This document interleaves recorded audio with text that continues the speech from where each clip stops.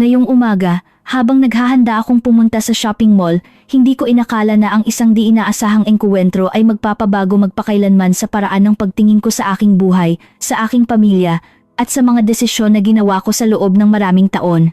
Minsan, ang katotohanan ay dumarating na nakabalat kayo bilang babala at masyado tayong bulag para makita iyon hanggat hindi ito tumatama sa atin ng harap-harapan. Nagsimula ang lahat 2 taon na ang nakakaraan ng tanggalin ni Don Eduardo si Mang Nestor, ang aming driver sa loob ng halos 20 taon. Si Mang Nestor ay hindi lang isang empleyado, siya ay bahagi ng aming pamilya, o iyon ang akala ko. Dinala niya ang aming mga anak sa paaralan noong sila ay bata pa, sinamahan niya ako sa hindi mabilang na mga medical appointments. Naging kasama siya sa mga sandali ng kagalakan at kalungkutan, mas kilala niya ang aming buhay kaysa sa marami naming kamag-anak. Ngunit para kay Don Eduardo, si Mang Nestor ay nakagawa ng isang hindi mapapatawad na pagkakamali. Nakalimutan niya itong sunduin mula sa airport isang gabi dahil nagkaroon ng emergency ang kanyang maliit na anak. Hindi naman iyon seryoso, salamat sa Diyos, ngunit nagkaroon ng mataas na lagnat ang bata at tumakbo si Mang Nestor sa ospital nang hindi nag-iisip ng iba. Nang sa wakas ay makontak niya si Don Eduardo upang magpaliwanag, huli na ang lahat. Ang asawa ko ay sumakay na ng taxi pauwi na galit.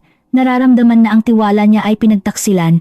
Kinabukasan, tinanggal si Mang Nestor ng walang konsiderasyon, walang buong separation pay, walang recommendation letter, wala man lang conversation na nagpahintulot ng paliwanag. Ganoon si Don Eduardo. Kapag naramdaman niyang may nagbigo sa kanya, isinasara niya ang pinto at itinatapon ang susi. Walang pangalawang pagkakataon sa kanyang mundo, tanging lubos na loyalty o ganap na exile. Sinubukan kong mamagitan. Nagmakaawa ako kay Don Eduardo na mag-isip-isip, na isipin ang mga taon ng tapat na serbisyo, ang mga kalagayan na nagpagaan. Ngunit tiningnan niya ako ng may lamig na natutunan kong kilalanin at sinabi, "Lena, huwag kang makialam sa mga desisyon ko sa negosyo. Hindi mo naiintindihan kung paano gumagana ang totoong mundo." Ang mga salitang iyon ay mas sumakit sa akin kaysa sa inakala niya dahil inilarawan yun ng perpekto kung ano na ang naging kasal namin. Isang arrangement kung saan ako ay nabubuhay lang bilang dekorasyon, bilang ang perpektong asawa na nag-oorganisa ng mga eleganteng hapunan at nakangiti sa mga litrato, ngunit ang opinyon ay walang tunay na halaga. Gayunpaman, sa pagkakataong ito, nagpa siya akong kumilos. Sa unang pagkakataon sa loob ng ilang dekada, pinili kong wag manatiling tahimik at submissive ngunit ang pagre-rebelde ko ay tahimik, hindi nakikita ni Don Eduardo. Hinanap ko si Mang Nestor at sinimulan ko siyang tulungan sa pinansyal. Hindi malalaking halaga na maaaring matiktikan sa aming accounts, kundi maliliit na halaga na iniipon ko mula sa aking mga personal na gastusin pera para sa pag-aaral ng kanyang mga anak, para sa mga medical consultations, para makapanatili siyang nakalutang habang naghahanap ng ibang trabaho. Wala akong sinabihan, hindi ang mga anak ko, hindi ang mga kaibigan ko, at syempre, hinding-hindi si Don Eduardo. Ito ang sekreto ko, ang maliit kong paraan para i-compensate ang kalupitan ng aking asawa, ang paraan ko para maramdaman na mayroon pa akong humanity sa isang mundo na naging napakalamig. Hinding-hindi tumigil si Mang Nestor sa pagpapasalamat sa akin. Sa tuwing nagkikita kami para ibigay ang pera, napupuno ang mga mata niya ng luha na sinisikap niyang itago. Sinasabi niya sa akin na iniligtas ko ang buhay niya, na kung wala ang tulong na iyon, ang kanyang pamilya ay nahulog na sa desperation, ngunit laging pareho ang sagot ko. Mang Nestor, ito ang pinakamaliit na magagawa ko. Bahagi kayo ng aming pamilya sa loob ng maraming taon, hinding-hindi ko iyon malilimutan. Ngayong umaga, nang umalis ako ng bahay patungo sa mall, tila normal ang lahat. Si Don Eduardo ay nasa study niya, abala sa kanyang mga business calls tulad ng dati. Ang 2 kong anak, sina Marlon at Daniela, ay matagal nang may sarili nilang buhay. Bawat isa ay nasa sarili nilang siyudad, bawat isa ay nakatali sa sarili nilang mundo, kung saan ako ay nabubuhay lang bilang isang malabong figura sa likuran ng kanilang mga alaala noong bata pa. Ang bagong driver ni Don Eduardo, isang bata at tahimik na lalaki na halos hindi nakikipag-usap sa akin, ay nagbaba sa akin sa pasukan ng mall. Pumasok ako, bumili ng ilang bagay ng walang sigasig mga damit na hindi ko kailangan. Mga accessories para sa isang bahay na puno na ng walang kabuluhang bagay. Nakakagulat kung paano mo napupuno ang mga pisikal na espasyo, habang ang mga emosyonal na espasyo ay nananatiling wasak at walang laman. Nang lumabas ako pagkatapos ng 3 oras na may mga shopping bag sa kamay, inaasahan kong makita ang kotse ni Don Eduardo na naghihintay sa pickup area, ngunit sa halip, nakita ko si Mang Nestor. Nakatayo siya sa tabi ng isang simpleng kotse, Nakatingin sa akin ng may intensity na hindi ko pa nakita noon sa kanyang mga mata. Lumapit ako ng naguguluhan. Mang Nestor, anong ginagawa mo rito? Tumingin siya sa paligid ng kinakabahan, na para bang natatakot na may nagmamasid sa amin. Pagkatapos, lumapit siya at nagsalita ng mahina, apurahan. Ma'am Lena, makinig po kayong mabuti. Huwag kayong sasakay sa kotse pagdating. Mag-taxi na lang po kayo. Ito ay usapin ng buhay at kamatayan. Maiintindihan ninyo po kapag nakita ninyo kung sino. Nagsimulang lumakas ang tibok ng puso ko. Ang ekspresyon sa mukha ni Mang Nestor ay hindi biro o exaggeration, ito ay tunay na takot na hinaluan ng urgency. Ano ang sinasabi mo? Sino ang darating? Tanong ko, nararamdaman na mas mahigpit ang hawak ko sa mga shopping bags. Tumingin si Mang Nestor sa likuran ko at mas lalo siyang naging tensyonado. Wala na po akong oras para ipaliwanag lahat ngayon, Ma'am Lena. Magtiwala lang po kayo sa akin. Tulad ng pagtitiwala ko sa inyo noong tinulungan ninyo ako. Pakiusap, sumakay kayo ng taxi, pumunta kayo sa isang pampublikong lugar at kapag umuwi kayo, huwag kayong kumilos na para bang walang nangyari. Mag-obserba kayo, makinig, mas malapit ang mga sagot kaysa sa inakala ninyo. Bago pa ako makasagot, sinesenyasan ni Mang Nestor ang kabilang dulo ng paradahan, paparating na ang kotse. Pakiusap, gawin po ninyo ang sinasabi ko. At pagkatapos nyon, mabilis siyang sumakay sa kotse niya at umalis. Iniwan ako sa sidewalk, naguguluhan at natatakot. Tiningnan ko kung saan siya nagsenyas at nakita ko nga ang itim na kotse ni Don Eduardo na papalapit. Ang bagong driver ay nagmamaneho ng may walang kamaliang precision na hinihingi ng asawa ko. Ngunit ngayon, pagkatapos ng mga salita ni Mang Nestor, ang pamilyar na kotseng iyon ay tila biglang naging banta. Mabilis na nag-iisip ang isip ko. Ano ang ibig sabihin ng lahat ng ito? Bakit ako binabalaan ni Mang Nestor na wag akong sumakay sa sarili kong kotse? At ano ang ibig niyang sabihin sa kapag nakita ninyo kung sino? Huminto ang kotse sa harap ko. Bumaba ang driver para tulungan ako sa mga bags, tulad ng dati. Ngunit sa pagkakataong ito, sa unang pagkakataon sa loob ng ilang buwan, tiningnan ko talaga siya. Siya ay isang lalaking nasa 30s na may matitigas na mukha at mailap na tingin. Hindi ko kailanman inakala na siya ay friendly, ngunit laging sinasabi ni Don Eduardo na ang mahalaga ay ang efficiency, hindi ang sympathy. Salamat. Ngunit hindi na kailangan, sabi ko ng may boses na sinisikap na maging matatag. Nagdesisyon akong manatili pa ng kaunti. Pwede na kayong bumalik.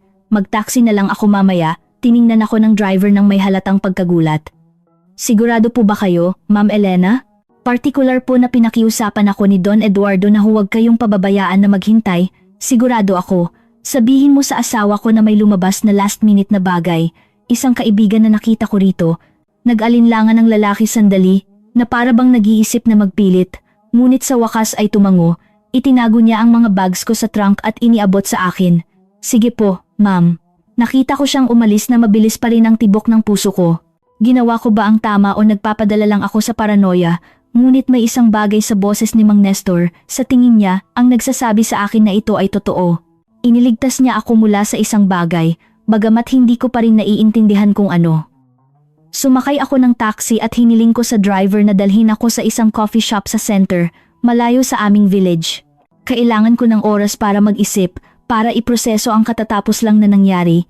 Habang umaandar ang taxi sa mga kalye ng siyudad, sinimulan kong balikan ang mga nakaraang buwan. May kakaiba ba na hindi ko napansin? Anumang palatandaan na may hindi tama, si Don Eduardo ay mas malayo kaysa sa dati. Kung posible pa iyon, mas matagal siyang nasa opisina niya. Umuuwi ng huli at kapag nandoon siya, ang isip niya ay tila nasa ibang lugar. Ngunit hindi iyon bago. Mga taon na kaming namumuhay bilang mga estranghero sa iisang bahay. Ang mga anak ko rin ay hindi gaanong nandoon. Si Marlon, ang panganay ko na 28 taong gulang, ay nagtatrabaho sa company ng tatay niya. O iyon ang akala ko. Ilang linggo na kaming hindi nag-uusap maliban sa maikling mga messages at apurahan na mga tawag kung saan tila laging nagmamadali siyang ibaba ang tawag. Si Daniela, ang anak ko na 25 taong gulang, ay lumipat sa ibang syudad 5 taon na ang nakakaraan pagkatapos magpakasal. Ang mga tawag niya ay naging mas malayo rin. Laging abala sa sarili niyang pamilya, sa kanyang mga commitments. Isa lang akong obligasyon sa listahan niya, hindi priority. Nasasanay na ako sa kalungkutan na iyon, o iyon ang akala ko, ngunit sa kaibuturan, may isang bahagi sa akin na laging umaasa na may magbabago, na maaalala ng mga anak ko na mayroon silang ina, na maaalala ni Don Eduardo na mayroon siyang asawa na higit pa sa isang decorative accessory. Dumating ako sa coffee shop at umorder ng tsaa.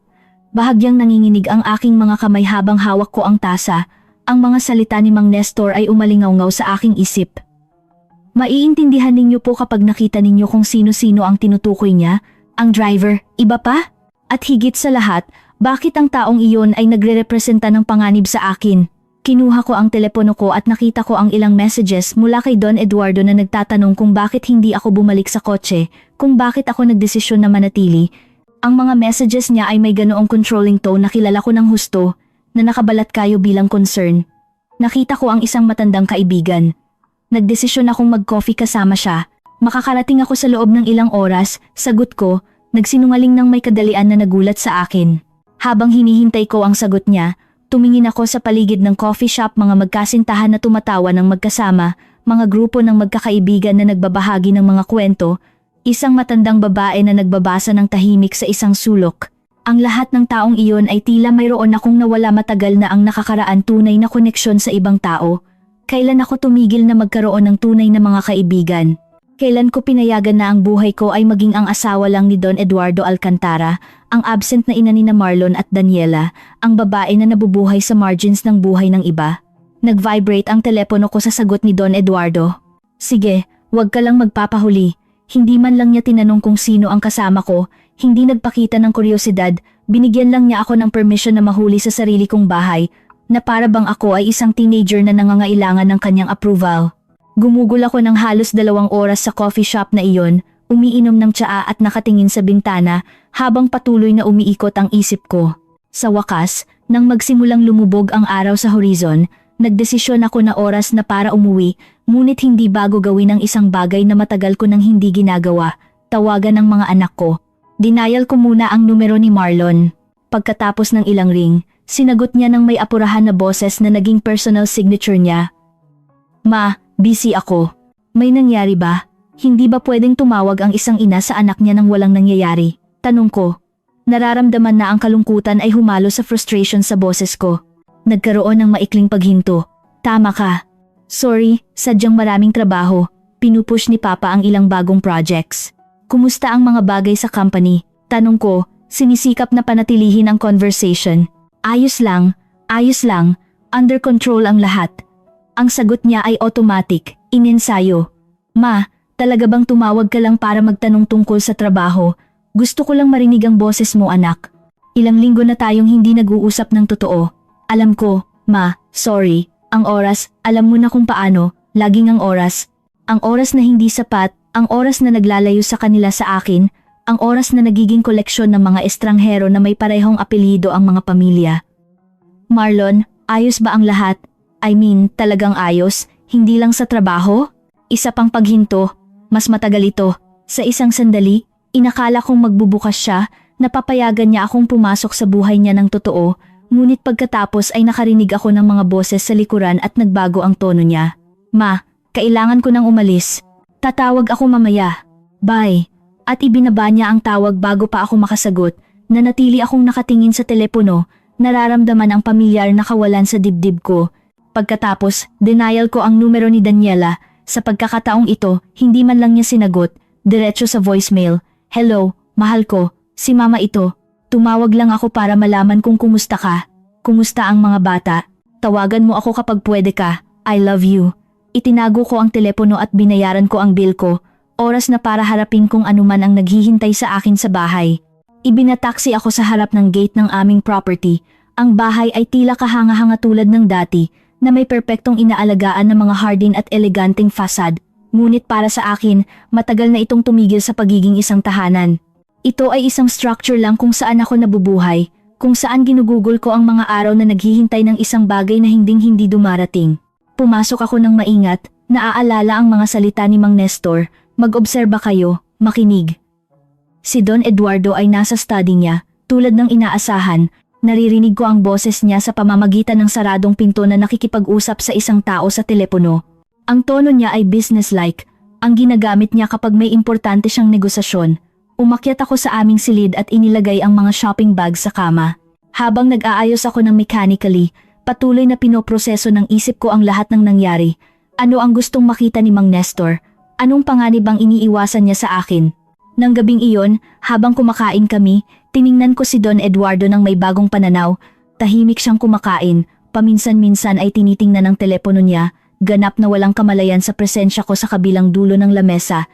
Pagkatapos ng 42 taon na magkasama, na perfect namin ang sining ng pagbaliwala sa isa't isa.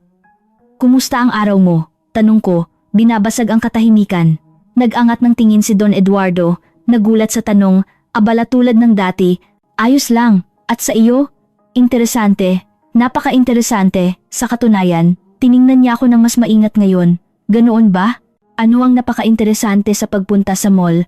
"Ang mga tao na nakikita mo kapag hindi mo inaasahan," sabi ko ng maingat, nag-oobserba sa reaksyon niya. Bahagyang kumunot ang noo ni Don Eduardo. "Ano ang sinasabi mo, Lena?" "Na minsan, ang mga taong hindi natin inaasahan ay sila pa ang nagpapakita sa atin ng mas matinding loyalty, ang talagang nagmamalasakit sa atin kapag ang lahat ay too busy." "Nagsasalita ka ng may riddles," sabi niya ng may bahagyang irritation. "Kung may sasabihin ka, sabihin mo ng malinaw." Ngunit hindi ko ginawa. Sa halip, ngumiti ako ng mahina. "Nagre-reflect lang ako sa buhay, Eduardo, sa mga choices na ginagawa natin at sa mga consequence niyon." Tiningnan niya ako ng sandali, na para bang sinisikap niyang i-decipher ang isang code. Pagkatapos, nang desisyonan na hindi na iyon sulit, bumalik ang atensyon niya sa telepono niya. Nang gabing iyon, habang natutulog si Don Eduardo sa tabi ko, nanatili akong gising, nakatingin sa kisame sa dilim. Patuloy na binabalikan ng isip ko ang mga detalye ng araw, ang babala ni Mang Nestor, ang kakaibang tingin ng driver, ang paglayo ng mga anak ko at pagkatapos, may nag-click sa isip ko, isang conversation na hindi ko sinasadyang narinig ilang linggo na ang nakaraan. Si Don Eduardo na nakikipag-usap sa telepono sa study niya, binabanggit ang tungkol sa mga transfers at offshore accounts na may tono na tila hindi pangkaraniwan sa akin noon.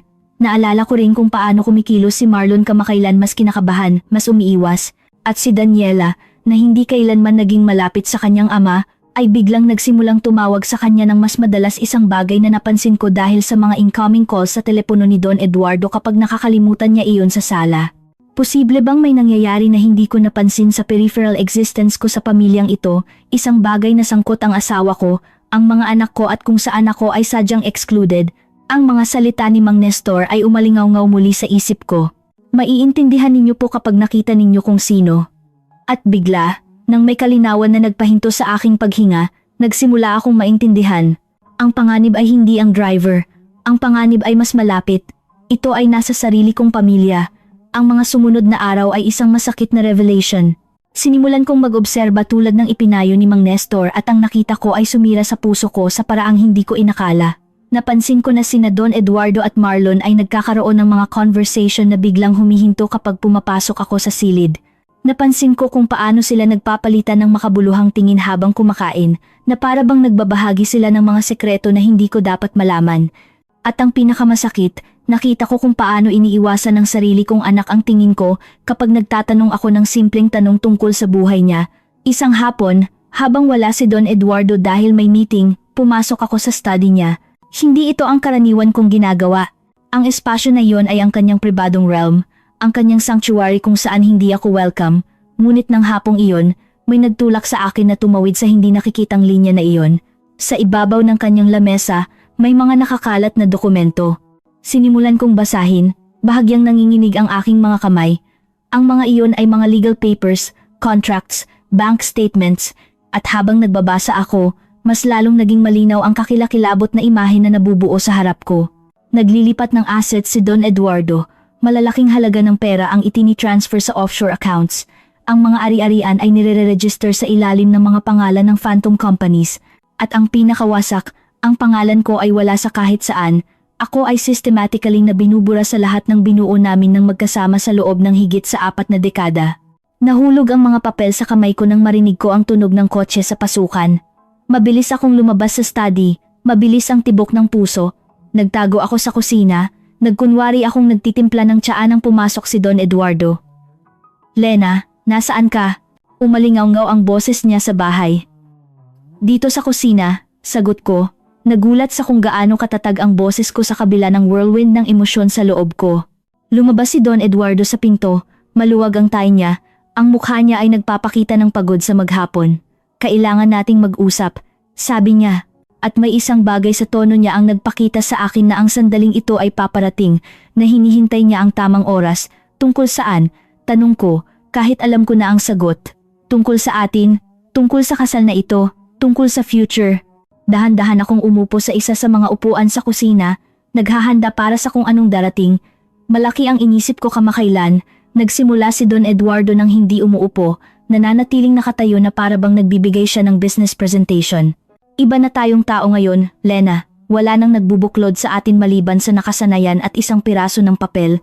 42 taon ng kasal ay higit pa sa isang piraso ng papel, sabi ko ng mahinahon. 42 taon ng coexistence, tinama niya ako.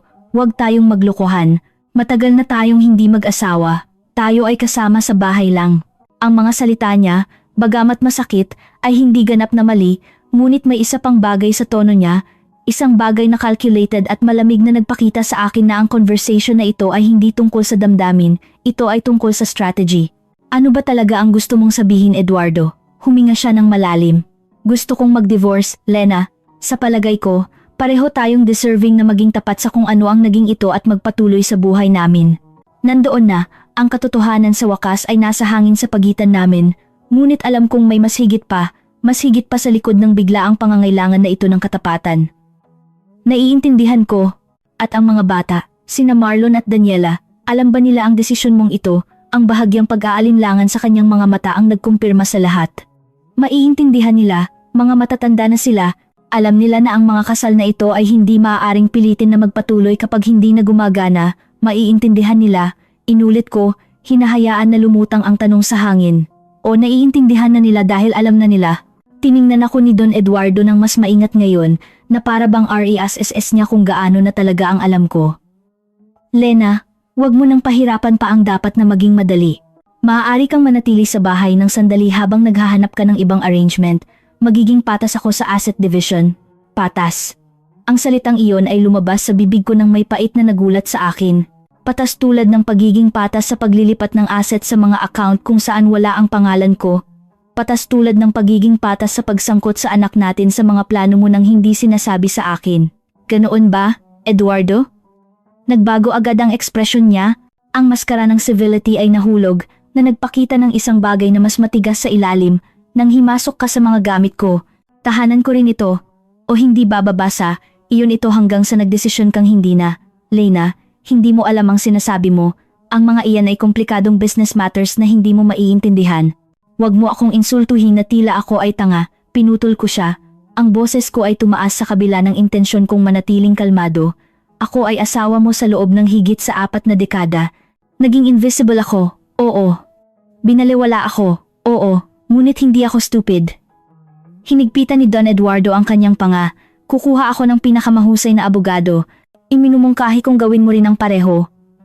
Hindi ito kailangang maging ugly, Lena. Maaari tayong maging civilized. Civilized? Inulit ko ng may tawa na walang kaligayahan. Tulad ng pagiging civilized mo sa pagpaplano ng lahat ng ito sa likuran ko. Tulad ng pagiging civilized mo sa pagsangkot sa mga anak natin sa plano mo para wala akong matira. Walang mag-iiwan sa iyo ng walang anuman. Huwag kang mag-dramatize. At si Daniela, siya ba o si Marlon lang ang sapat na kasabwat mo? Hindi sumagot si Don Eduardo, ngunit ang kanyang katahimikan ay sapat na sagot. Tinalikuran niya ako at umalis sa kusina. Iniwan akong nag-iisa sa aking mga fragmented thoughts at wasak na puso. Nanatili ako roon ng ilang oras, pinagmamasdan kung paano dahan-dahang nawala ang liwanag ng araw. Nang gabing iyon, hindi ako nakatulog. Nanatili ako sa guest room, hindi kayang makasama sa kama ang isang lalaki na nagtaksil sa akin ng lubos. Sa tuwing ipipikit ko ang aking mga mata, nakikita ko ang mga mukha ng mga anak ko. Nagtatanong kung paano sila umabot dito, kung paano ang pamilya na akala ko ay binuo ko ay naging isang conspiracy laban sa akin. Kinabukasan, nakatanggap ako ng message mula kay Mang Nestor. Kailangan nating mag-usap, may mga bagay kayong dapat malaman. Coffee shop La Esquina, 10 AM, pakiusap, mag-isa lang kayo. Dumating ako ng maaga, lubos na nangangailangan ng mga sagot. Nandoon na si Mang Nestor, nakaupo sa isang lamesa sa likuran na may folder sa harap niya. Ma'am Lena, bati niya sa akin ng may paggalang na laging ipinapakita niya. Salamat sa pagpunta, Mang Nestor. Kailangan mong sabihin sa akin kung ano ang nangyayari. Paano mo nalaman ang tungkol sa kotse? Ano ang makikita ko? Huminga siya ng malalim, na para bang nagtitipon siya ng lakas ng loob para magsabi ng isang mahirap na bagay. 3 buwan na ang nakakaraan, pagkatapos makakuha ako ng trabaho bilang driver sa ibang company, nagkasalubong ko ng di sinasadya si Sir Marlon.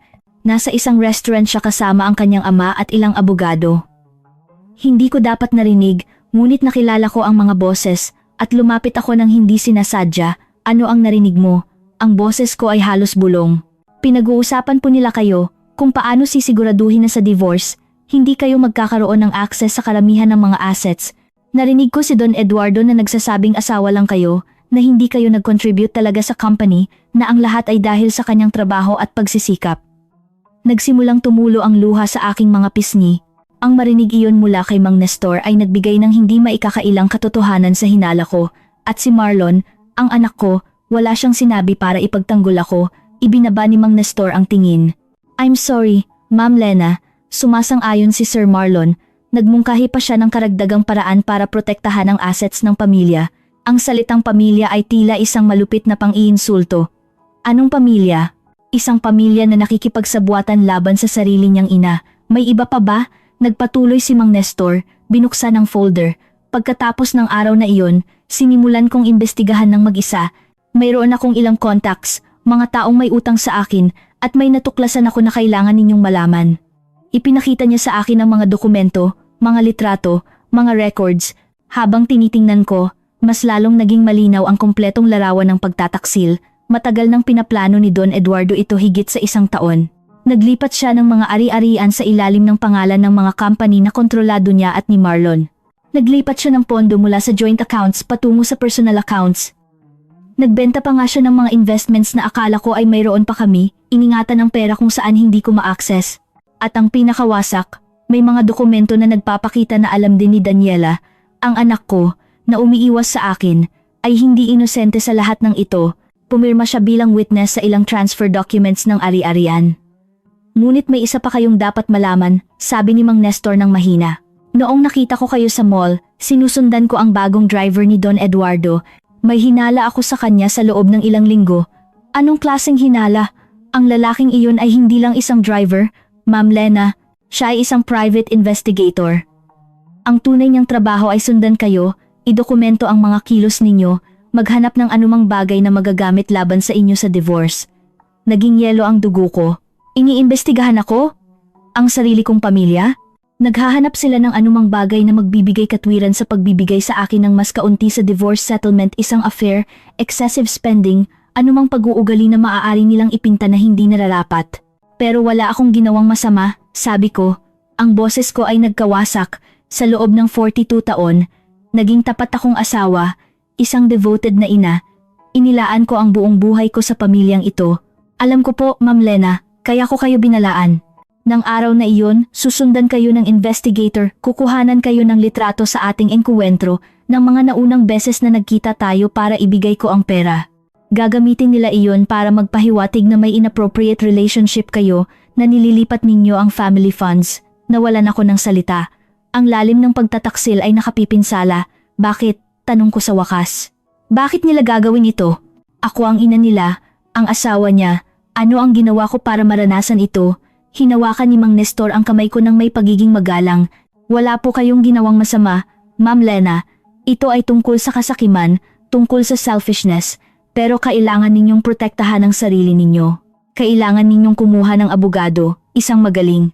At kailangan ninyo itong gawin ngayon, bago pa sila gumawa ng susunod na hakbang. Tama siya, sa unang pagkakataon sa buhay ko, kailangan kong tumigil sa pagiging submissive wife at selfless mother. Kailangan kong lumaban para sa sarili ko dahil malinaw na wala nang ibang gagawa. May isa pa kayong dapat malaman. Dagdag ni Mang Nestor habang kumukuha ng isa pang dokumento mula sa folder. Nang tanggalin ako ni Don Eduardo, hindi lang iyon dahil sa insidente sa airport, ito ay dahil nakakita ako ng isang bagay na hindi ko dapat makita. Ano ang nakita mo? Nakita ko siyang pumapasok sa isang hotel kasama ang isang babae na hindi kayo, hindi lang isang beses, kundi ilang beses sa loob ng huling 2 taon. Wala akong sinabi. Akala ko hindi ko iyon lugar, ngunit nang tanggalin niya ako, naintindihan ko na alam niyang alam ko at gusto niya akong alisin bago pa ako makapagsalita. Kaya bukod sa financial betrayal, may infidelity. Hindi ako dapat magulat, ngunit sa ilang paraan, nagulat ako. Pagkatapos ng lahat ng taon ng malamig at malayo na kasal, ang isang bahagi ko ay nagkaroon pa rin ng maliit na pag-asa na hindi bababa sa may utang kaming paggalang sa isa't isa. Ang pag-asa na iyon ay namatay sa sandaling iyon. May pruweba ka ba niyan? Tanong ko. Ang boses ko ngayon ay mas matatag. Ngumiti si Mang Nestor ng malungkot. Mayroon akong mga petsa, mga lugar, at ilang contacts sa mga hotel na iyon na maaaring magkumpirma. Inisip kong baka kailangan ninyo iyon balang araw. Salamat Mang Nestor. Hindi lang para dito, kundi para sa lahat, para sa pagiging mas tapat sa akin kaysa sa sarili kong pamilya. Tinulungan ninyo ako ng walang ibang tumulong, Ma'am Lena. Ito ang pinakamaliit na magagawa ko. Umalis ako sa coffee shop na iyon na transformed. Nandoon pa rin ang sakit, malalim at matindi, ngunit ngayon, may isa pang bagay, determinasyon. Ang mga sumunod na araw ay isang whirlwind ng aktibidad. Kumuha ako ng abogado na specialized sa divorce, isang babae na nagngangalang attorney, Marisa Reyes, na may reputasyon na maging matatag ngunit patas. Nang ipakita ko sa kanya ang lahat ng documentation na nakalap ni Mang Nestor, ang mga mata niya ay lumiwanag ng may halo ng professional indignation at determinasyon. Ginang Alcantara, sabi niya habang sinusuri ang mga papel, ang asawa ninyo ay gumawa ng isang malaking pagkakamali sa pag-aakala na hindi ninyo alam. Mayroon tayong sapat na evidence rito para patunayan ang asset concealment na hindi madaling palalampasin ng mga judge. Sa unang pagkakataon sa loob ng ilang linggo, nakaramdam ako ng maliit na kislap ng pag-asa, ngunit ang pinakamabigat sa akin ay hindi ang legal battle na paparating, kundi ang sakit ng pagtataksil ng mga anak ko. Isang bagay na ang kasal namin ni Don Eduardo ay matagal ng patay. Iba naman ang matuklasan na ang mga anak na pinaglaanan ko ng buhay ko ay tinalikuran ako dahil sa pera. Nagdesisyon akong komprontahin sila, kailangan kong marinig mula sa kanilang bibig kung bakit nila ginawa ito, bakit ako, ang ina nila, ay naging napakaliit na halaga sa kanila. Tinawagan ko muna si Marlon, hiniling ko sa kanyang pumunta sa bahay, na kailangan ko siyang kausapin ng urgent. Maingat ang tono niya nang pumayag siyang pumunta ng hapong iyon. Nang dumating siya, sinalubong ko siya sa sala, tila hindi siya comfortable, iniiwasan ang tingin ko habang nakaupo siya sa sofa kung saan madalas siyang naglalaro noong bata pa. Ma, ano ang gusto mong pag-usapan? Tanong niya, sinisikap na maging casual. Gusto kong pag-usapan kung bakit ang sarili kong anak ay tumutulong sa tatay niya na nakawin ang akin. Ang salitang nakawin ay nagpakilos sa kanya. Hindi kami nagnanakaw ng anuman sa iyo ma, sadyang. Komplikado lang ma, negosyo lang. Negosyo? Inulit ko, nararamdaman na tumataas ang galit sa dibdib ko. Ang idisposes ang sarili mong ina sa kung ano ang nararapat sa kanya ay negosyo. Ma, hindi mo naiintindihan. Binuo ni Papa ang imperyo na iyon. Hindi ka kailanman nagtrabaho, hindi ka kailanman nag-ambag, hindi ako nag-ambag. Tumataas ang boses ko sa kabila ng intensyon kong manatiling kalmado. Marlon, nagpalaki ako ng 2 anak. Inorganisa ko ang bawat social event na tumulong sa tatay mo na bumuo ng mga contacts at magsara ng mga deal. Pinanatili ko ang bahay na ito na gumagana upang makapag-focus siya sa kanyang trabaho. Hindi ba iyon contribution? Hindi iyon pareho ng talagang pagtatrabaho. Sabi niya, ngunit mas kaunti ang conviction sa boses niya. Ngayon, alam mo ba kung ano ang pinakamasakit sa akin, anak? Hindi ang pera, kundi ikaw, ang panganay ko, ang bata na pinasuso ko, na inalagaan ko noong may sakit, na tinulungan ko sa bawat school project, na sinuportahan ko sa bawat desisyon. Tiningnan mo ako sa mata sa loob ng ilang buwan, alam mo ang pinaplano nila at wala kang sinabi. Nakita kong lumuha ang kanyang mga mata, ngunit mabilis siyang kumurap, tumangging magpakita ng emosyon. Sabi ni Papa, ito ang pinakamahusay para sa lahat, na magiging ayos ka, na magkakaroon ka ng sapat na comfortable life, at naniwala ka sa kanya, o hindi mo lang pinansin dahil protected ang pamana mo. Ang katahimikan na sumunod ay ang aking sagot. Alam mo ba ang natuklasan ko, Marlon, na ang tatay mo ay naglilipat ng assets hindi lang para protektahan mula sa akin sa divorce, kundi para siguraduhin na ang karamihan ay mapupunta sa iyo. Mas kaunti ang matatanggap ni Daniela, ngunit siguro hindi mo rin iyon pinansin, tama? Namutla si Marlon. Hindi ko alam. Hindi mo gustong malaman. Mas madali ganyan. Mas madaling sabihin sa sarili mo na mas alam ni Papa na ito ay negosyo lang, na magiging ayos si Mama. Mas madali kaysa tanggapin na nakikilahok ka sa isang bagay na lubos na hindi patas at malupit. Ma, ako. Sabihin mo sa akin ang isang bagay, Marlon. Nagtataka ka ba kung ano ang mangyayari kung noong bata ka at nagkasakit ka sa hating gabi? Sinabi ko, hindi ko ito problema, negosyo lang. O O noong umiyak ka dahil binubuli ka ng ibang bata sa paaralan at ginugol ko ang mga oras sa pag-aliw sa iyo, ano ang mangyayari kung sinabi ko, hindi ito nag-aambag sa future ko, kaya wala akong pakialam. Ang luha ay sa wakas ay dumaloy sa kanyang mga pisngi. Sorry, ma. Sorry ka ba o sorry ka dahil nahuli ka? Hindi siya sumagot. Gusto kong umalis ka sa bahay ko, sabi ko nang may kalmado na hindi ko naramdaman. At gusto kong sabihin mo sa kapatid mo na kailangan ko rin siyang kausapin. Dahan-dahang tumayo si Marlon. Sa pinto, lumingon siya sa akin. Ma, ako talaga. Umalis ka, Marlon, ngayon. Nang umalis siya, pinayagan ko ang sarili kong umiyak, hindi tahimik at pigil na luha, kundi malalim na hikbi na nagmula sa kaibuturan ng aking pagkatao. Umiyak ako para sa anak na nawala sa akin, para sa pamilya na hindi ko kailanman talaga nagkaroon, para sa mga taon na inilaan ko sa mga taong sa huli ay nakita lang ako bilang isang hadlang sa kanilang mga plano. Dumating si Daniela kinabukasan. Hindi tulad ni Marlon, pumasok siya ng may defensive attitude, handa para sa confrontation. Ma, sinabi sa akin ni Marlon ang sinabi mo. Nagsimula siya bago pa ako makapagsalita. Hindi ka patas, ma. Nagtrabaho ng husto si Papa sa buong buhay niya. Nagkaroon ng affair ang tatay mo, pinutol ko siya. Sa loob ng hindi bababa sa 2 taon, habang inaalagaan ko ang bahay na ito, habang tapat akong naghihintay na umuwi siya gabi-gabi, may ibang babae siya. Huminto si Daniela, malinaw na hindi niya inaasahan ang impormasyon na iyon. At kayong dalawa, nagpatuloy ako. Ang sarili kong mga anak ay nakipagsabuatan sa kanya para siguraduhin na kapag iniwan niya ako, wala akong matira, hindi dahil sa patas, kundi dahil convenient sa inyong lahat. Ma, nagtataka ka ba kung bakit ako lumayo sa iyo nitong mga huling taon? Bakit ako tumigil sa pagtawag, sa pagbisita? Dahil ba alam mo ang darating at ayaw mong harapin kung ano ang sinasabi niyong tungkol sa iyo? Natahimik ang anak ko, ang mukha niya ay nagpapakita ng internal battle. Tinuruan kitang maging malakas, independent, ngunit hindi ko itinuro sa iyong maging malupit. Natutunan mo iyon mag-isa, Daniela, at kailangan mong mamuhay sa katotohanan na iyon. Dahan-dahang umupo si Daniela sa sofa, ang kanyang defensive attitude ay nawawala, na nagpapakita ng isang bagay na mas vulnerable sa ilalim. Sa unang pagkakataon sa loob ng maraming taon, nakita ko ang anak ko na talagang nakikita ako hindi bilang isang hadlang o isang obligasyon, kundi bilang isang tao. Ma, ang boses niya ay nagkawasak. Hindi ko gustong maging ganito, pero naging ganito, at pinili mong makilahok. Sagot ko, umupo sa harap niya. Walang pumilit sa iyo na pumirma sa mga dokumento na iyon, na itago ang mga sikreto ng tatay mo. Pero, sabi ni Papa, kung hindi ko gagawin iyon, kung hindi ako nasa panig niya, puputulin niya rin ako. Sabi niya, sa negosyo, walang lugar para sa sentimentalism na kailangan kong pumili na maging kasama ng pamilya o laban dito. At hindi mo naisip na pamilya rin ako, na ang nanay mo rin ay deserving ng loyalty.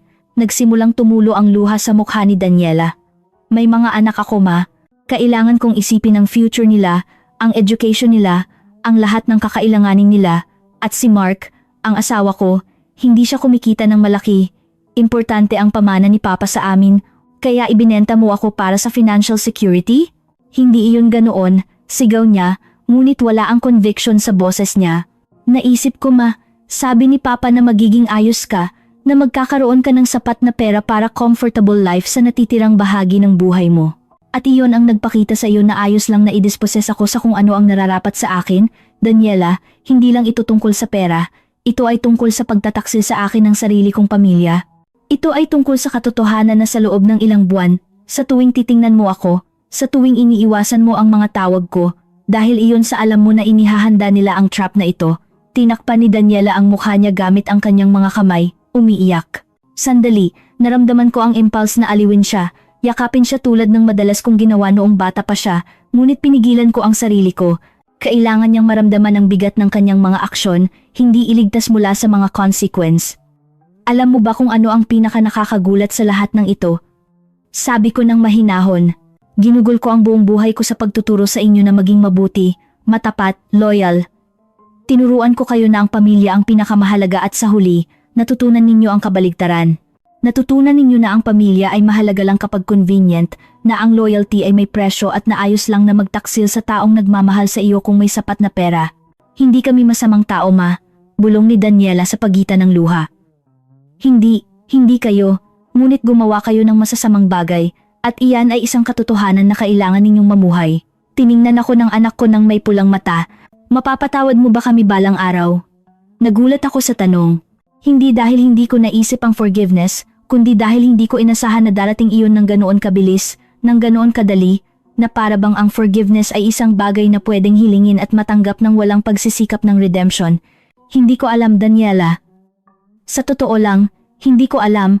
Ang forgiveness ay hindi isang bagay na ibinibigay lang dahil humihingi ang isang tao.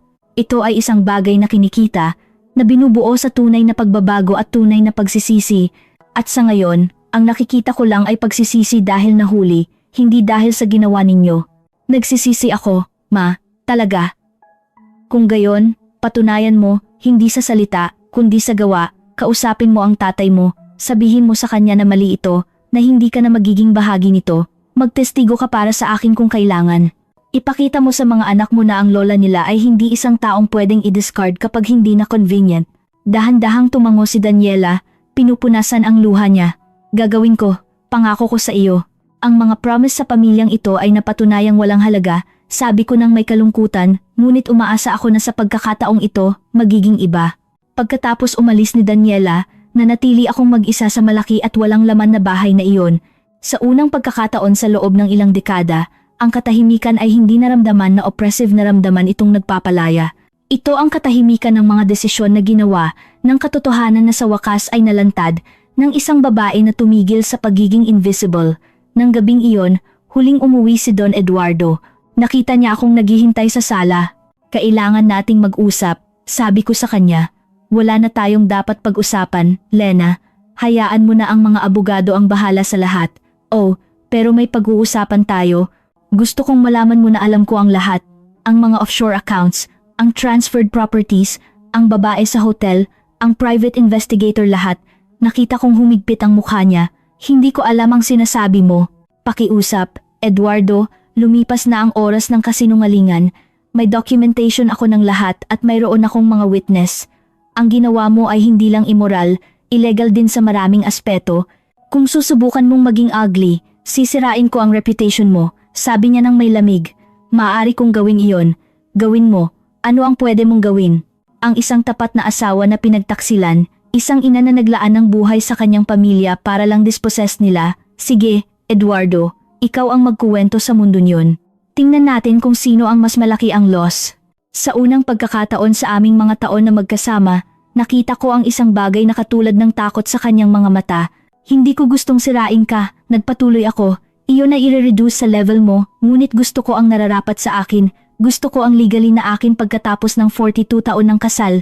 At kung kailangan mong pumili sa pagitan ng paggawa ng tama ng voluntary o mapilitan na gawin iyon ng isang judge na makakakita ng evidence ng infidelity at asset concealment mo, iminumungkahi kong pumili ka ng matalino.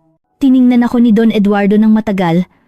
Nakita ko ang calculation sa kanyang mga mata, tinimbang ang kanyang mga options. Kakausapin ko ang mga abogado ko. Sabi niya sa wakas, gawin mo iyon, samantala, lilipat ako sa isang hotel. Hindi na ako pwedeng manatili sa bahay na ito. Hindi ito isang tahanan, hindi naging.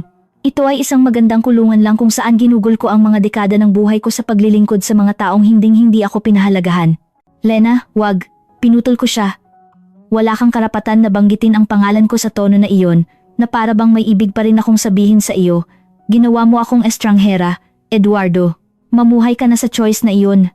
Umakyat ako para mag-empake ng mga gamit ko. Nararamdaman ang kanyang mga mata sa akin habang umaakyat ako sa hagdan. Sa silid ko, habang nagtutupi ako ng damit at nag-iingat ng mga gamit, nakita ko ang aking sarili na nakatingin sa mga litrato sa nightstand ko.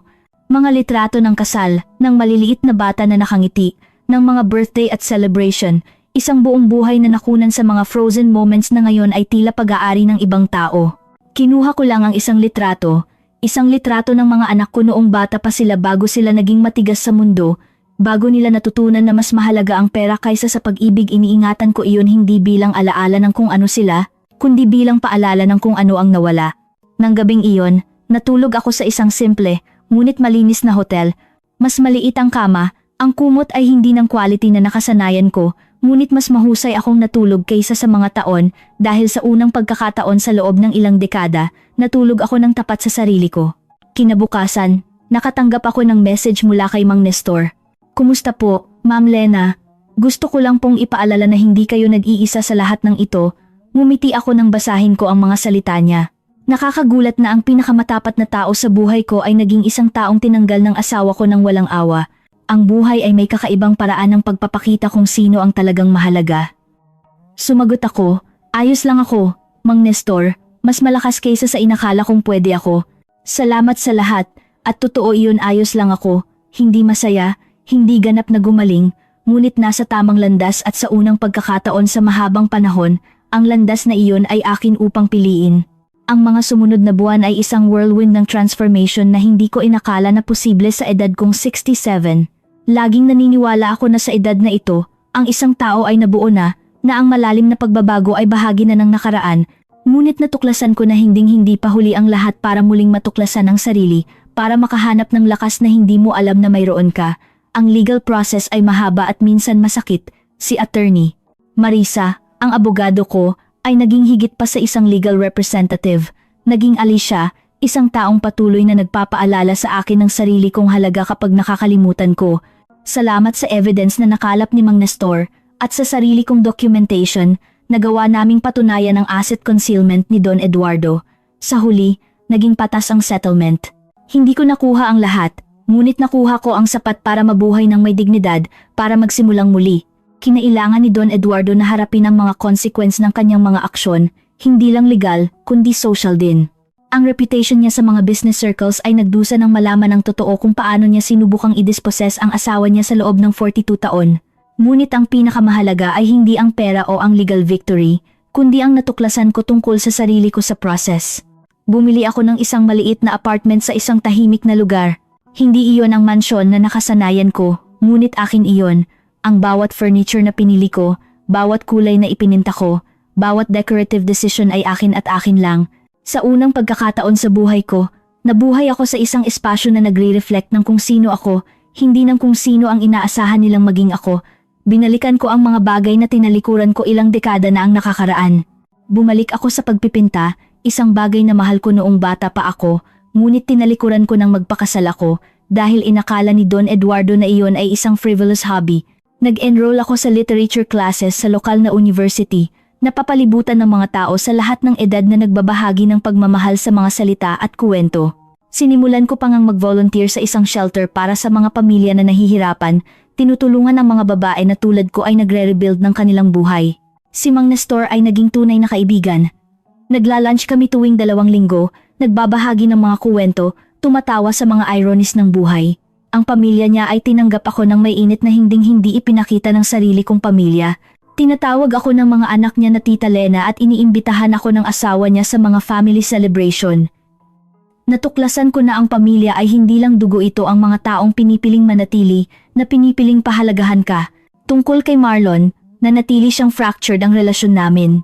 Sinubukan niyang lumapit ilang beses pagkatapos ng divorce, ngunit ang kanyang mga apologies ay tila superficial lang, motivated sa guilt kaysa sa tunay na pagsisisi. Nanatili akong cordial ang distansya, hindi ko sinara ang pinto ng lubusan, ngunit hindi ko rin ipinilit na ayos ang lahat. Kailangan niyang gawin ang tunay na trabaho ng rebuilding trust at hanggang ngayon, hindi pa siya nagpapakita ng kagustuhan para doon. Si Daniela, gayunpaman, ay iba. 3 buwan pagkatapos ng huling conversation namin sa bahay, lumabas siya sa bago kong apartment. Dumating siya ng walang paunang abiso na may pulang mata dahil sa pag-iyak. Ma, sabi niya nang buksan ko ang pinto, kailangan kong makipag-usap sa iyo. Talagang mag-usap, pinapasok ko siya. Nagtimpla ako ng tsaa at umupo kami sa maliit kong sala, napakaiba sa malalaking espasyo kung saan kami nagbahagi ng maraming walang kabuluhang conversations noon.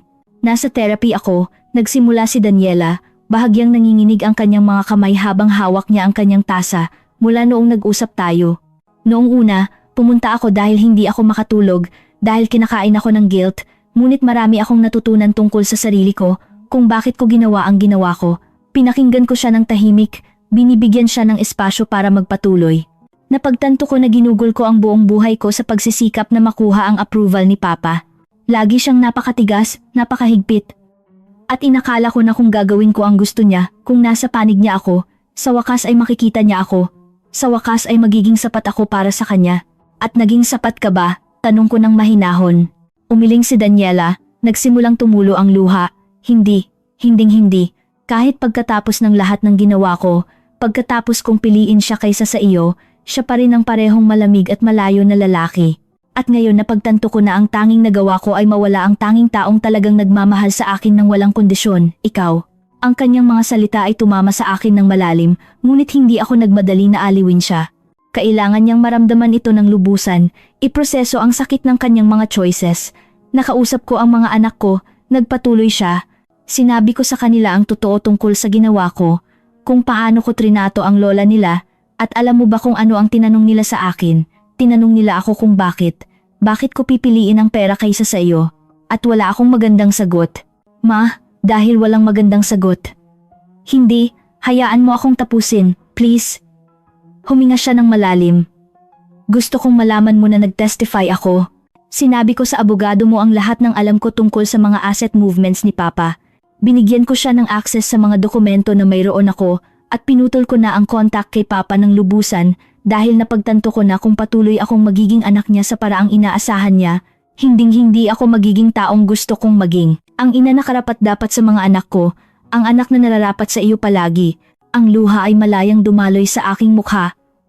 Hindi ko inaasahan na patatawarin mo ako agad, sabi ni Daniela. Alam kong hindi iyon gumagana ng ganoon. Alam ko na ang forgiveness ay isang bagay na kinikita sa paglipas ng panahon sa mga consistent actions, hindi lang sa salita, ngunit gusto kong malaman mo na gagawin ko ang trabaho, magiging mas mahusay ako.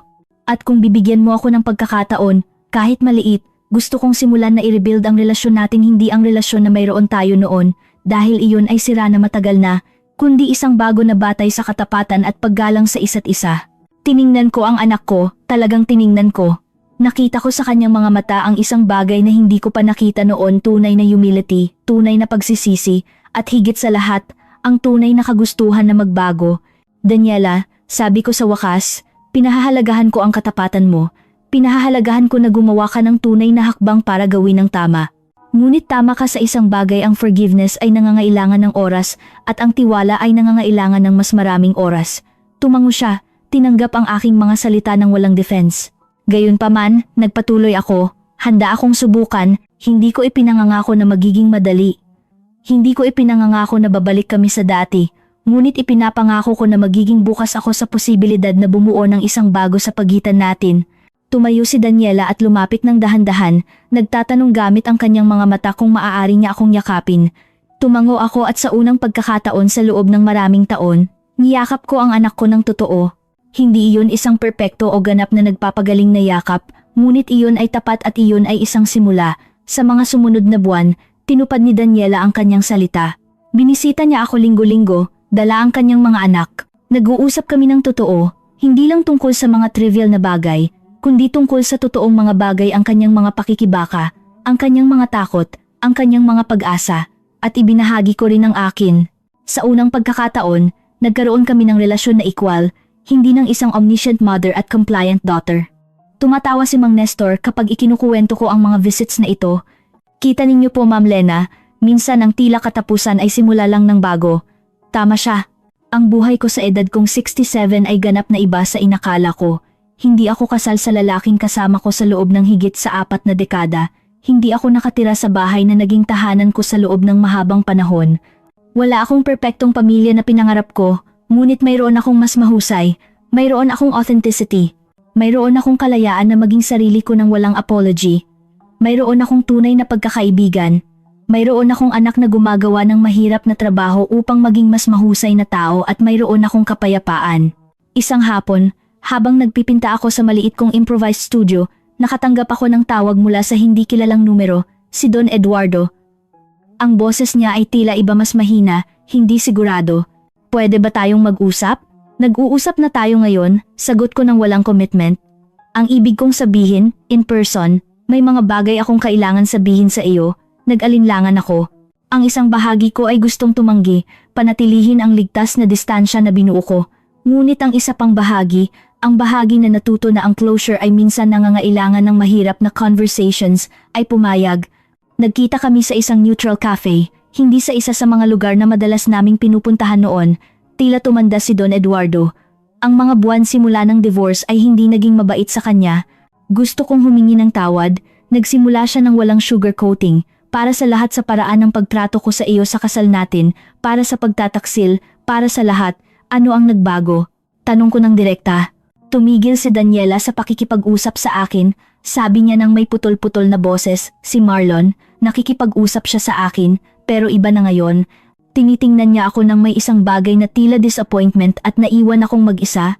Lina, nag-iisa kasama ang pera ko at ang company ko, at napagtanto ko na wala sa mga bagay na iyon ang yayakap sa akin kapag mamamatay na ako. Naantig ako ng kanyang mga salita, ngunit hindi ako nagmadali na mag-alok ng aliw. Ginugol ko ang buong buhay ko sa pagbuo ng isang imperyo. Nagpatuloy siya, ngunit napabayaan kong bumuo ng isang pamilya at ngayon, nang sa wakas ay nakikita ko na, huli na ang lahat. Hindi pa huli ang lahat para magbago, Eduardo, sabi ko ng mahinahon, ngunit hindi ko ring trabaho ang iligtas ka mula sa consequences ng mga choices mo. Iyan ay isang bagay na kailangan mong gawin sa sarili mo, alam ko. Gusto ko lang malaman mo na nagsisisi ako at kung maaari ko lang ibalik ang oras. Ngunit hindi mo maari, pinutol ko siya ng magiliw. Wala sa atin ang makakagawa. Maaari lang nating desisyonan kung ano ang gagawin sa oras na natitira sa atin. Nagpaalam kami ng cordially, walang pangako ng friendship sa future, walang pagpapanggap na lahat ay napatawad na, ngunit mahalaga iyon. Gumawa siya ng unang hakbang patungo sa pagtanggap ng responsibilidad at isinara ko ang chapter na iyon ng may dignidad. Nang gabing iyon, nakatayo sa balcony ng apartment ko, nakatingin sa mga ilaw ng siyudad, nire-reflect ko ang lahat ng naranasan ko.